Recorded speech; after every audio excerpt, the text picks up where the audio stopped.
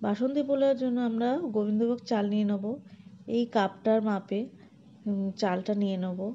আমি 3 কাপ এখানে চাল নিয়ে নিয়েছি। চাল নিয়ে ভালো করে ধুয়ে নিতে হবে।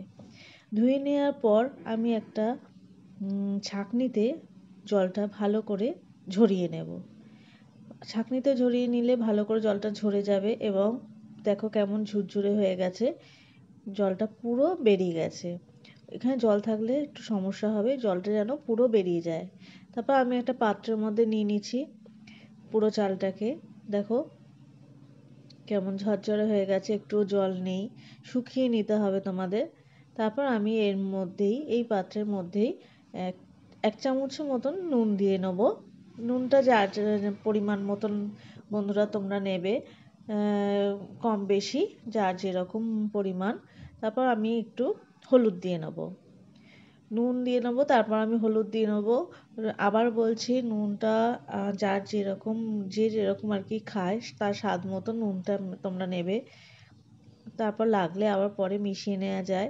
তা আমি এরপর 1 চামচ ঘি নিয়ে নেব। এখানে আমি 1 চামচই নেব, তার কারণ হচ্ছে পরে আমি আবার যখন এটা রান্নাটা করব তখন আমি আবার ঘি দিয়ে নেব। রান্নাটা পুরোটা আজকে আমি প্রেশার কুকারে করব যাতে চটপট হয়ে যায়, খুব সিম্পলভাবেই করব। পুরোটা ভালো করে হাত দিয়ে মাখিয়ে নিতে হবে।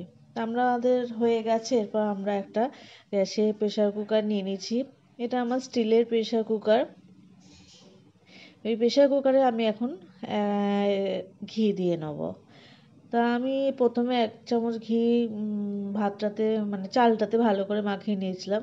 তো এখন আর 2 চামচের মতন ঘি আমি নিয়ে নেব। আমার এটা স্টিলের প্রেশার কুকার, সেই জন্য খুব তাড়াতাড়ি এটা গরম হয়ে যায়। ফ্লেমটাকে একদম লো করে রাখতে হবে। তা তোমরা এটা খেয়াল রাখবে, স্টিলের হলে ফ্লেমটা যেন কমিয়ে রেখো, নাহলে পুড়ে যাবে। এরপর আমি কাজু আর সাথে কিশমিশ দিয়ে ভালো করে এটাকে একটু নেড়ে চেড়ে ব্রাউন করে নেব। দেখো আমার প্রায় ব্রাউন হয়ে এসেছে, ভালো করে নেড়ে চেড়ে এটা ব্রাউন করে নেব। এরপর আমি যে চালটা আমাদের আছে মাখিয়ে রেখে দিয়েছি, সেই চালটাকে আমরা ঢেলে নেব পুরোটা। দেখো কি সুন্দর কালার এসেছে, পুরো চালটা বাটিতে যেটা রেখে দিয়েছিলাম সেটা ঢেলে নেব। এবার এই চালটাকে আমাদের ভালো করে ভাজতে হবে। মিডিয়াম টু হাই ফ্লেমে রাখবো আমরা গ্যাসটাকে, বেশি করব না, ফ্লেমটা বাড়াবো না।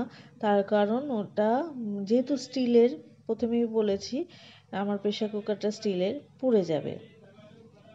এইভাবে আমরা নেড়ে চেড়ে একটু ভাজা ভাজা করে একটু আদা দিয়ে নেবো। 1 চামচের মতন আমি আদা বাটা দিয়ে নেবো।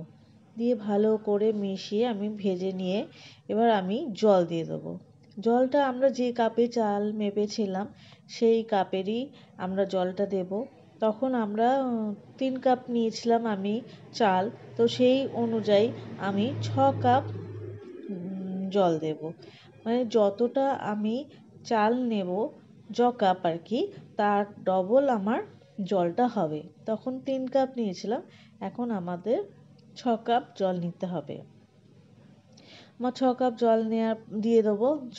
6 কাপ জল দেওয়ার পর ভালো করে এটাকে নেড়ে নিতে হবে খুন্তি দিয়ে। আমার হয়ে গেছে, 6 কাপ হয়ে গেল জল দেয়া। এবার ভালো করে আমি নেড়ে নেব এদিক ওদিক করে। তারপর আমি এর মধ্যে, আমার এখন মনে হচ্ছে একটু নুন দিতে হবে। আমি চালটা যখন মেখে রেখেছিলাম তখন নুন দিয়েছিলাম, এখন আমি আবার একটু নুন দিয়ে নেব আর চিনি দেব। পোলাও যেহেতু মানে মিষ্টি হয়, পোলাওয়ে একটু চিনি দিতে হয়। তবে চিনির পরিমাণটাও বন্ধুরা তোমরা যে যেরকমভাবে মিষ্টি পছন্দ করো সেরকমভাবে দেবে স্বাদ অনুযায়ী।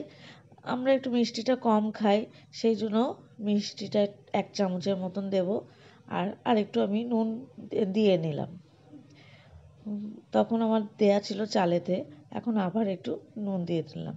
এই আমার হয়ে গেছে। এবার আমি বন্ধ করে কম আঁচ করে বসিয়ে দেবো, 2টো সিটি দেবো। বন্ধুরা আমার হয়ে গেছে, দুটো সিটির পর আমি চলে এসেছি।